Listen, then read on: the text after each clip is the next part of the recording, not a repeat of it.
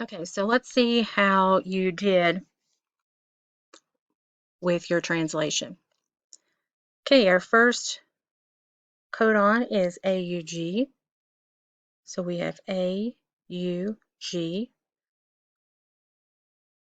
which is methionine, our start codon. Then we have GUA, valine. Then AUC,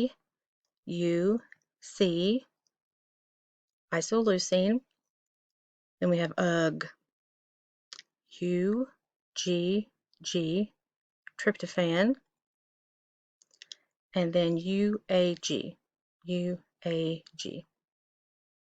Stop. So here is your translated protein, and we saw what will happen with this. Um, Send it to the Golgi apparatus, finish fixing it, and then boom, it's ready to work.